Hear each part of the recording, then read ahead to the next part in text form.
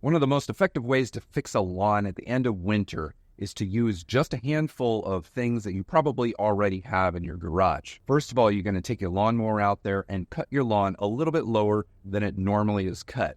This applies if your grass is super green, like you see right here. This is an early season lawn, early March. And it applies if your lawn is completely brown. It just touches of green. If you cut it lower, you're going to be cutting off a lot of the brown leaf tips so that more sun can get closer to the soil. You're also going to be sucking off some of the debris that has collected on your lawn over the past couple months. After you cut that grass down, if you can run off to a local tool rental place, rent yourself a Dethatcher, or you could jump on Amazon and just buy a cheap electric Dethatcher. I've used the cheap electric Dethatchers for years and they work just fine. Stick on a nice cord onto that electric Dethatcher and run it over the lawn. Make sure that you don't dig into the soil.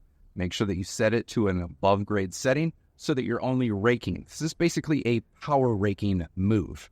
Alternatively, you could literally grab your garden rake, regular rake that you use in the fall to pick up leaves, and rake your lawn like crazy. What you're trying to do is you're trying to pick up dead leaf material that's sitting on the soil surface. At the end of the winter, not all of your grass has died, but a lot of it has, or at least a lot of those leaf tissues have died off. If you've ever gardened, if you've ever grown any plant whatsoever, puts up all of these leaves, and then the oldest leaves die off while new leaves take the place. Those old leaves are sitting on the ground, the old leaves from our grass.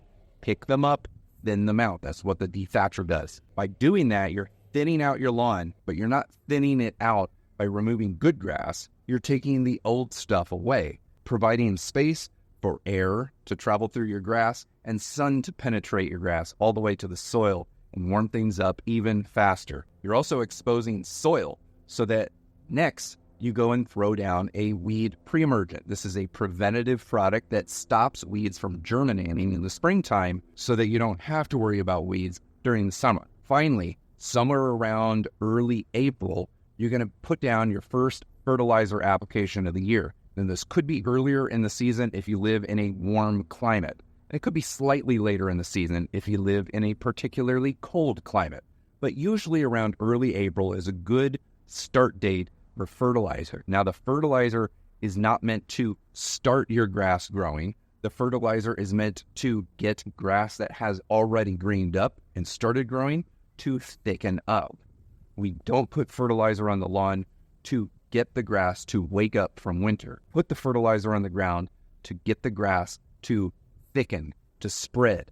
And that means it already has to be growing. Eventually, late May rolls around, we're going to put down a grub preventative so that grubs don't kill our grass in the fall by eating away the root systems. And if we have any lingering weeds by mid-June, that's the point that we put down our latest or our last spring weed killer product. Or we can choose to do so. Nobody has to do anything. You want to try to kill the weeds before the summer starts, because during the summer, the hottest part of the year, those herbicides don't work very well. Eventually, August rolls around. If you still have any thin spots on the lawn, that's when you're going to overseed and have an amazing looking lawn, free of weeds, thick, lush, full, somewhere in the September and October timeframe. That's how you fix a lawn step by step at the end of winter.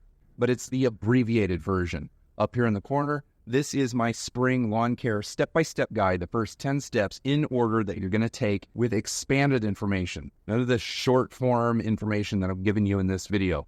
You get more info up here, so watch that next.